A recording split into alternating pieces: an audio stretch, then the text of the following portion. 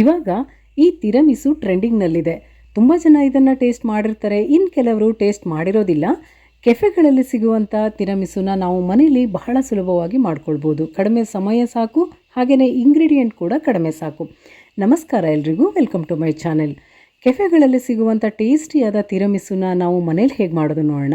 ಇದು ಬೇರೆ ಬೇರೆ ಫ್ಲೇವರ್ಗಳಲ್ಲಿ ಸಿಗುತ್ತೆ, ಆದರೆ ಎಲ್ಲದನ್ನು ಮಾಡಲಿಕ್ಕೆ ಮುಖ್ಯವಾಗಿ ಬೇಕಾಗಿರೋದು ರಸ್ಕ್. ಯಾವುದೇ ಬ್ರ್ಯಾಂಡಿನ ರಸ್ಕನ್ನು ತೊಗೊಳ್ಬೋದು ಇಲ್ಲಿ. ಈಗ ಒಂದು ಬೌಲ್ ತೊಗೊಂಡು ಇದರಲ್ಲಿ ನಾನು ಸ್ವಲ್ಪ ಕಾಫಿ ಡಿಕಾಕ್ಷನ್ ಮಾಡ್ಕೊಳ್ತೀನಿ. ಇದಕ್ಕೆ 2 ಟೀ ಸ್ಪೂನ್ನಷ್ಟು ಕಾಫಿ ಪೌಡರನ್ನು ಹಾಕ್ತಾಯಿದ್ದೀನಿ. ಇನ್ಸ್ಟಂಟ್ ಕಾಫಿ ಪೌಡರ್ ಯಾವುದನ್ನಾದರೂ ಯೂಸ್ ಮಾಡ್ಬೋದು. ಇಲ್ಲಿ 2 ಟೀ ಸ್ಪೂನ್ ಸಾಕಾಗ್ತದೆ. ಇದಾದಮೇಲೆ 1 ಸ್ಪೂನ್ ಸಕ್ಕರೆ ಹಾಕ್ಕೋಬೇಕು. ನಾನಿಲ್ಲಿ ಸಕ್ಕರೆ ಪೌಡರನ್ನು ಹಾಕ್ಕೊಳ್ತಾ ಇದ್ದೀನಿ, ನೇರವಾಗಿ ಸಕ್ಕರೆ ಕೂಡ ಹಾಕ್ಕೊಳ್ಬೋದು. ಇವಾಗ ಇದಕ್ಕೆ ಬಿಸಿನೀರು ಹಾಕ್ಕೋಬೇಕು. ನಾನಿಲ್ಲಿ 3/4 ಕಪ್ ಆಗುವಷ್ಟು ಬಿಸಿ ನೀರನ್ನು ಹಾಕ್ತಾ ಇದ್ದೀನಿ. ಬಿಸಿ ನೀರು ಹಾಕಿದ ಮೇಲೆ ಕಾಫಿ ಡಿಕಾಕ್ಷನನ್ನು ಚೆನ್ನಾಗಿ ಮಿಕ್ಸ್ ಮಾಡ್ಕೋಬೇಕು. ಕಾಫಿ ಪುಡಿ, ಸಕ್ಕರೆ ಮತ್ತು ನೀರೆಲ್ಲ ಚೆನ್ನಾಗಿ ಹೊಂದ್ಕೊಳ್ಳೋ ಥರ ಮಿಕ್ಸ್ ಮಾಡ್ಕೋಬೇಕು. ಇದಾದಮೇಲೆ ಇದಕ್ಕೊಂದು ಕ್ರೀಮ್ ಮಾಡ್ಕೋಬೇಕು ನಾವು. ಇದಕ್ಕೆ ಪನ್ನೀರ್ ತೊಗೊಳ್ಬೇಕು. ನಾನಿಲ್ಲಿ 200 ಗ್ರಾಮ್ ಆಗುವಷ್ಟು ಪನ್ನೀರ್ ತೊಗೊಂಡಿದ್ದೀನಿ. ನೀವು ಮನೆಯಲ್ಲೇ ಪನ್ನೀರ್ ಮಾಡ್ಕೊಂಡಿದ್ರೆ ಅದನ್ನು ಯೂಸ್ ಮಾಡಬಹುದು. ಪನ್ನೀರನ್ನು ಈ ರೀತಿ ಚಿಕ್ಕದಾಗಿ ಕ್ಯೂಬ್ಸ್ ಆಗಿ ಕಟ್ ಮಾಡ್ಕೊಂಡು ಇಟ್ಕೋಬೇಕು. ಒಂದು ಮಿಕ್ಸರ್ ಜಾರ್ ತೊಗೊಂಡು ನಾವು ಕಟ್ ಮಾಡ್ಕೊಂಡಿರೋ ಪನ್ನೀರನ್ನು ಇದಕ್ಕೆ ಹಾಕ್ಕೊಳ್ಬೇಕು. ಇದನ್ನು ಗ್ರೈಂಡ್ ಮಾಡ್ಕೋಬೇಕು. ಹಾಗಾಗಿ ಇನ್ನು ಇದಕ್ಕೆ ಸ್ವಲ್ಪ ಸಕ್ಕರೆ ಹಾಕ್ಕೋಬೇಕು. ನಾನು ಸಕ್ಕರೆ ಪುಡಿನ ಹಾಕ್ತಾಯಿದ್ದೀನಿ. ನಾನು ಪೌಡರ್ ಮಾಡಿಟ್ಕೊಂಡಿದ್ದೀನಿ, ಇದು ಬೇಕಾಗ್ತದೆ ನೆಕ್ಸ್ಟ್, ಹಾಗಾಗಿ ಪೌಡರ್ ಮಾಡಿಟ್ಕೊಂಡಿದ್ದೀನಿ. ಅದನ್ನು 1 ಟೇಬಲ್ ಸ್ಪೂನ್ನಷ್ಟು ಹಾಕಿದ್ದೀನಿ. ಇದಾದಮೇಲೆ ನಾನಿಲ್ಲಿ ಸ್ವಲ್ಪ 1 ಸ್ಪೂನ್ನಷ್ಟು ಮಿಲ್ಕ್ ಮೇಡ್ ಹಾಕ್ತಾಯಿದ್ದೀನಿ. ನಾವು ಮನೆಯಲ್ಲೇ ಮಾಡ್ಕೊಳ್ತಾ ಇರೋದ್ರಿಂದ ಮಿಲ್ಕ್ ಮೇಡ್ ಹಾಕಲೇಬೇಕು ಅಂತ ಇಲ್ಲ, ಇದ್ದರೆ ಹಾಕ್ಕೊಳ್ಬೋದಷ್ಟೇ. ಒಂದು ವೇಳೆ ಮಿಲ್ಕ್ ಮೇಡ್ ಇಲ್ಲ ಅಂತ ಹೇಳಿದರೆ ಇನ್ನೂ 1 ಸ್ಪೂನ್ ಸಕ್ಕರೆನ ಎಕ್ಸ್ಟ್ರಾ ಹಾಕ್ಕೊಳ್ಬೋದು, ಅಥವಾ ಸ್ವಲ್ಪ ಹಾಲಿನ ಕೆನೆ ಕೂಡ ಇಲ್ಲಿ ಸೇರಿಸ್ಬೋದು. ಇನ್ನು ನಾವಿದಕ್ಕೆ ಸ್ವಲ್ಪ ಹಾಲು ಹಾಕ್ಕೋಬೇಕು. ನಾನಿಲ್ಲಿ ಅರ್ಧ ಕಪ್ ಆಗುವಷ್ಟು ಹಾಲು ಹಾಕಿದ್ದೀನಿ. ಈಗ ನಾವಿದನ್ನು ಗ್ರೈಂಡ್ ಮಾಡ್ಕೋಬೇಕು. ಪನ್ನೀರ್ ಇದೆಯಲ್ಲ, ತುಂಬ ಬೇಗ ಗ್ರೈಂಡ್ ಆಗೋದಿಲ್ಲ, ಹಾಗಾಗಿ ಸ್ವಲ್ಪ ಜಾಸ್ತಿ ಹೊತ್ತು ಇದನ್ನು ಗ್ರೈಂಡ್ ಮಾಡ್ಕೋಬೇಕು. ಈ ರೀತಿ ಕ್ರೀಮ್ ಥರ ಆಗಬೇಕಿದು. ಇಲ್ಲಿವರೆಗೆ ಗ್ರೈಂಡ್ ಮಾಡಿಕೊಂಡು ನಾವು ತೆಗೆದಿಟ್ಕೋಬೇಕು. ಇವಾಗ ಇದು ಕರೆಕ್ಟಾಗಿ ಆಗಿದೆ. ಇನ್ನು ಈ ರೀತಿ ಒಂದು ಕಂಟೈನರ್ ತೊಗೋಬೇಕು, ಅಥವಾ ಇದರಲ್ಲೇ ಚಿಕ್ಕ ಚಿಕ್ಕ ಬೌಲ್ಗಳು ಬರುತ್ತಲ್ಲ, ಆ ಥರದಿದ್ರೂ ಪರವಾಗಿಲ್ಲ. ಈಗ ನಾವು ತೊಗೊಂಡಿರೋ ರಸ್ಕ್ ಇದೆಯಲ್ಲ, ಅದನ್ನು ಕಾಫಿ ಡಿಕಾಕ್ಷನಲ್ಲಿ ನಾವು ಡಿಪ್ ಮಾಡಿ ಈ ಕಂಟೈನರಲ್ಲಿ ಇಟ್ಕೊಳ್ತಾ ಹೋಗಬೇಕು. ತಿರಮಿಸುನ ಸಾಮಾನ್ಯವಾಗಿ ಇದೇ ರೀತಿ ಸ್ವಲ್ಪ ಚಿಕ್ಕ ಚಿಕ್ಕ ಬೌಲ್ಗಳಲ್ಲಿ ಕೊಡ್ತಾರೆ ಕೆಫೆನಲ್ಲಿ, ತುಂಬ ಜನ ನೋಡಿರ್ಬೋದು. ಆ ರೀತಿ ಚಿಕ್ಕ ಬೌಲ್ಗಳು ಮನೇಲಿದ್ದರೆ ಅದನ್ನೇ ಮಾಡ್ಕೋಬೋದು. ಅದು ಯಾವ ಸೈಜಲ್ಲಿರುತ್ತೆ ಅಂತ ನಾನು ನೆಕ್ಸ್ಟ್ ತೋರಿಸ್ತೀನಿ. ಈಗ ರಸ್ಕನ್ನು ಕಾಫಿ ಡಿಕಾಕ್ಷನಲ್ಲಿ ಡಿಪ್ ಮಾಡಿ ಈ ರೀತಿ ಜೋಡಿಸ್ಕೋಬೇಕು. ನಾನು ಇದರ ಮಧ್ಯದಲ್ಲಿ ಸ್ವಲ್ಪ ಗ್ಯಾಪ್ ಇಟ್ಟಿದ್ದೀನಿ, ಅದನ್ನು ತೆಗೆಯೋದಕ್ಕೆ ಈಸಿ ಆಗಲಿ ಅಂತ ಹೇಳಿ.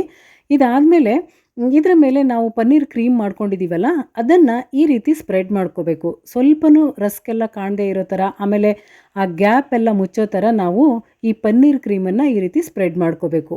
ಈ ತಿರಮಿಸು ಬೇರೆ ಬೇರೆ ಫ್ಲೇವರಲ್ಲಿ ಸಿಗ್ತದೆ, ಆದರೆ ಕಾಫಿ ಫ್ಲೇವರಲ್ಲಿ ತುಂಬ ಚೆನ್ನಾಗಿರುತ್ತೆ ಮತ್ತು ಮನೇಲಿ ಮಾಡೋದಕ್ಕೆ ಬಹಳ ಈಸಿ ಇರ್ತದೆ. ಹಾಗಾಗಿ ನಾನಿವತ್ತು ಕಾಫಿ ಫ್ಲೇವರ್ ತಿರಮಿಸು ಮಾಡ್ತಾಯಿದ್ದೀನಿ.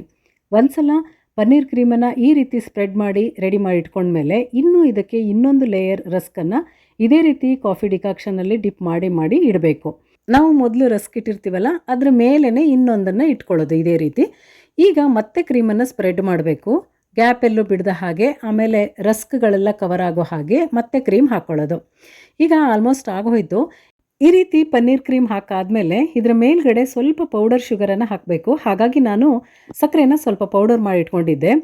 ತುಂಬ ಏನೋ ಹಾಕೋದು ಬೇಡ, ತುಂಬ ಕಡಿಮೆ ಹಾಕಿದರೆ ಸಾಕಾಗ್ತದೆ. ನಾವು 2-3 ಸಲ ಈ ರೀತಿ ಸಕ್ಕರೆ ಹಾಕೋದ್ರಿಂದ ತುಂಬ ಸ್ವೀಟ್ ಆಗುತ್ತೆ ಅಂತ ಅನ್ನಿಸ್ಬೋದು, ಆದರೆ ಅದು ಹಾಗಾಗೋದಿಲ್ಲ.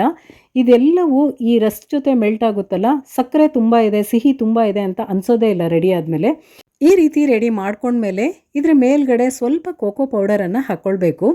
ನಾನಿಲ್ಲಿ 2 ಸ್ಪೂನ್ ಕೋಕೋ ಪೌಡರನ್ನು ಒಂದು ಈ ರೀತಿ ಜರಡಿ ಮೇಲೆ ಹಾಕ್ಕೊಂಡು ಸ್ಪ್ರಿಂಕಲ್ ಮಾಡ್ತಾ ಇದ್ದೀನಿ.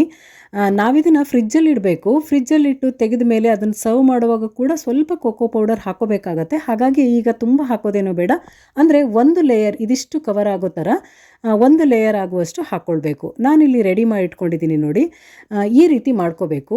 ಇವಾಗ ಇದನ್ನು ಕಡಿಮೆ ಅಂತ ಹೇಳಿದ್ರು 4-5 ಗಂಟೆ ನಾವು ಫ್ರಿಜ್ಜಲ್ಲಿ ಇಟ್ಕೋಬೇಕು. ನಾನಿದನ್ನು 5 ಗಂಟೆ ಅಷ್ಟು ಫ್ರಿಜ್ಜಲ್ಲಿ ಇಟ್ಟಿದೆ. ಇವಾಗ ನೀವು ನೋಡ್ತಿದ್ದೀರಲ್ಲ, ಮೇಲ್ಗಡೆ ಕೋಕೋ ಪೌಡರ್ ಎಲ್ಲ ಅಂಟ್ಕೊಂಡಿದೆ ನೋಡಿ. ಹೀಗಿದ್ದಾಗ ಅದನ್ನು ಸರ್ವ್ ಮಾಡಿದ್ರೆ ಚೆನ್ನಾಗಿ ಕಾಣಿಸೋದಿಲ್ಲ. ಹಾಗಾಗಿ ಮೇಲ್ಗಡೆ ಇನ್ನು ಸ್ವಲ್ಪ ಕೋಕೋ ಪೌಡರನ್ನು ನಾವು ಇದೇ ರೀತಿ ಡಸ್ಟ್ ಮಾಡ್ಕೋಬೇಕು. ಮಾಡಿಕೊಂಡ್ರೆ ನೋಡೋದಕ್ಕೂ ಚೆನ್ನಾಗಿರುತ್ತೆ ಮತ್ತು ತಿನ್ನೋದಕ್ಕೆ ಕೂಡ ತುಂಬ ಟೇಸ್ಟಿಯಾಗಿರ್ತದೆ. ಇಷ್ಟೇ ಇದು. ಈಗ ತುಂಬ ಟೇಸ್ಟಿಯಾದ ಕಾಫಿ ಫ್ಲೇವರ್ ತಿರಮಿಸು ರೆಡಿಯಾಗಿದೆ. ನಾನಿಲ್ಲಿ ಮಧ್ಯದಲ್ಲಿ ಗ್ಯಾಪ್ ಇಟ್ಟಿರೋದ್ರಿಂದ ತೆಗಿಯೋದಕ್ಕೆ ಈಸಿ ಆಗುತ್ತೆ. ನಾವು 4-5 ಒಟ್ಟಿಗೆ ಮಾಡಿಕೊಂಡ್ರೆ ಒಂದನ್ನು ತೆಗೆದು ಪ್ಲೇಟಲ್ಲಿ ಸರ್ವ್ ಮಾಡ್ಬೋದು. ತಿರಮಿಸು ತಿನ್ನೋದಕ್ಕೆ ತುಂಬ ಟೇಸ್ಟಿಯಾಗಿರ್ತದೆ, ಆದರೆ ಕೆಫೆಗಳಲ್ಲಿ ಸ್ವಲ್ಪ ದುಬಾರಿ ಅಂತ ಅನಿಸತ್ತೆ. ಒಂದು ತಿರಮಿಸುಗೆ 250ರಿಂದ 300 ರೂಪಾಯಿ ತೊಗೊಳ್ತಾರೆ. ಅದಷ್ಟೇ ಖರ್ಚಲ್ಲಿ ಇಂಗ್ರೀಡಿಯೆಂಟ್ ತೊಗೊಂಬಂದರೆ ಮನೇಲಿ ಎಲ್ರಿಗೂ ಆಗುವಷ್ಟು ತಿರಮಿಸುನ ಮಾಡ್ಕೊಳ್ಬೋದು. ಮನೇಲಿ ಈ ರೀತಿ ಚಿಕ್ಕ ಬೌಲ್ಗಳಿದ್ರೆ ಇದರಲ್ಲೇ ಮಾಡ್ಕೊಳ್ಬಹುದು. ಸಾಮಾನ್ಯವಾಗಿ ಕೆಫೆಗಳಲ್ಲಿ ಕೊಡುವಂಥದ್ದು ಈ ಸೈಜ್ನಲ್ಲೇ. ಈ ರೀತಿ ಒಂದೇ ರಸ್ಕನ್ನು ಇಟ್ಟು ಅದರ ಮೇಲ್ಗಡೆ ಇನ್ನೊಂದಿಟ್ಟು ಕ್ರೀಮ್ ಹಾಕಿ ಫ್ರಿಜ್ಜಲ್ಲಿಡುವಂಥದ್ದು. ನಾನಿವತ್ತು ಶೇರ್ ಮಾಡಿರುವಂಥ ಬಹಳ ಈಸಿಯಾಗಿ ಮನೇಲೇ ಮಾಡ್ಕೊಳ್ಳುವಂಥ ಕಾಫಿ ಫ್ಲೇವರ್ ತಿರಮಿಸುನ ನೀವು ಟ್ರೈ ಮಾಡಿ ಹೇಗೆ ಬಂತು ಅಂತ ಕಾಮೆಂಟ್ ಮಾಡಿ. ಹಾಗೆಯೇ ನಿಮಗೆ ವಿಡಿಯೋ ಇಷ್ಟ ಆಗಿದರೆ ನಿಮ್ಮ ಫ್ಯಾಮಿಲಿ ಮತ್ತು ಫ್ರೆಂಡ್ಸ್ಗೆ ಶೇರ್ ಮಾಡೋದನ್ನು ಮರಿಬೇಡಿ. ಮತ್ತೆ ಸಿಗೋಣ. ಶುಭವಾಗಲಿ. ನಮಸ್ಕಾರ.